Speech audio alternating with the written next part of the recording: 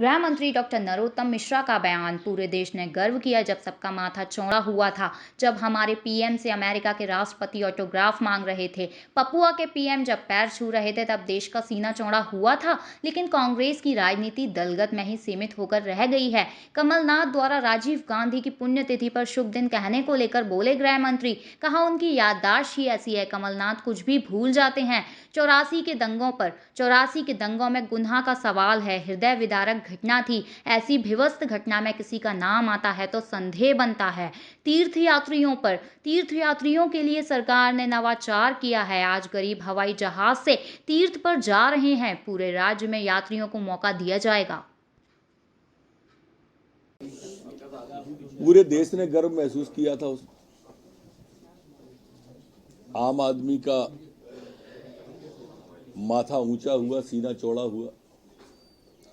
लेकिन एक बात समझ में नहीं आई, जो मैं इन कांग्रेस के नेताओं से पूछना चाहता हूं, खासकर कमलनाथ जी से, कि कमलनाथ जी, देश और दल में फर्क होता है, कब समझोगे आप?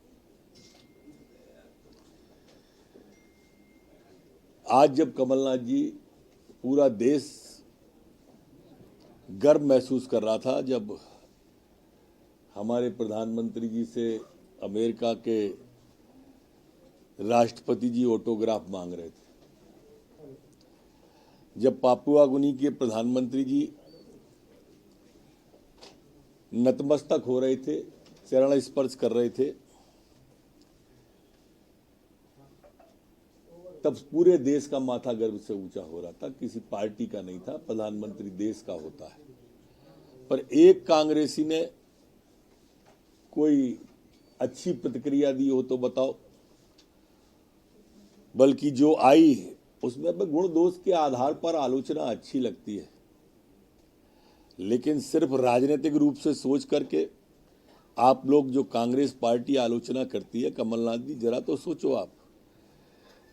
कांग्रेस की मानसिकता सिर्फ और सिर्फ दलगत राजनीति तक रह गई है।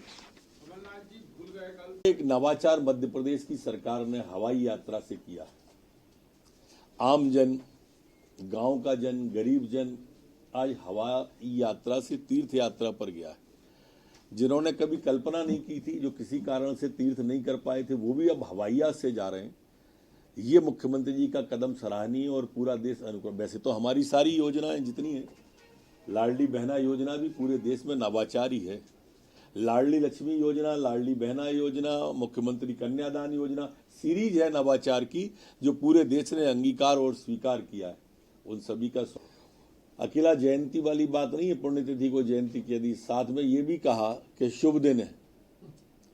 अब आप उससे उनकी उम्र का अंदाजा समझ लो। आप उम्र का अंदाजा ऐसा हो गया है, ये 75 साल से ऊपर का। एक बार आपको ध्यान हो, वो दीपक सक्सेना की तरह दिग्विजय सिंह को जिताने की अपील कर गए थे, जो विधानसभा की कार्यवाही को बकवास कह देते हो, जो किसी महिला नेत्री को आइटम कह देते हो। अब उन पर ये उम्र हावी हो गई है, और उससे ये लगता है कि जो आए दिन घोषणाएं कर रहे हैं ना, चुनाव आते आते तक सबरी घोषणा ही भूल जाएंगे। सवाल निशाने का नहीं है, सवाल गुनाह का है। और गुनाहगार कौन है, ये ध्यान उस तरफ आकर्षित किया जाता है।